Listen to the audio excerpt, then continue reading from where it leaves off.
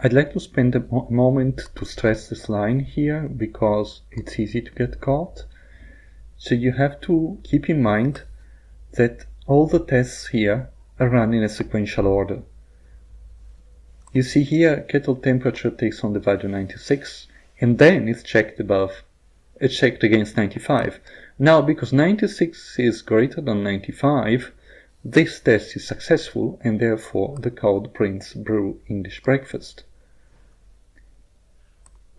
This check here is also true, but it never gets to run because once this is printed, control passes to this line, as is made evident by that. So now what I would like you to do is to click on File and click on Save and Checkpoint so that you can revert your notebook to this state. And then I'm going to change this slightly for you.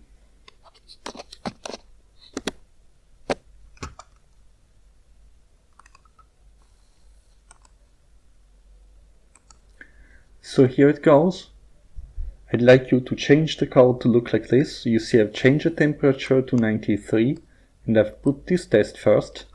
And it does work. The temperature is 93, so it's supposed to brew green tea. And that's what I get. But now I would like you to do the same on your notebook and try if you can get it to brew English breakfast for you by changing the temperature. Go ahead, stop this video, give it a go.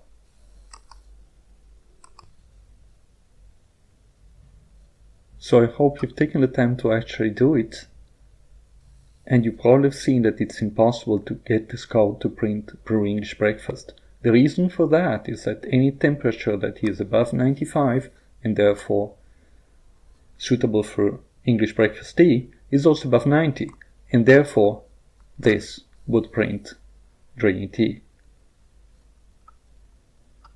Don't forget, after you've tried this, to click on File and revert to the previous checkpoint so that you undo these changes.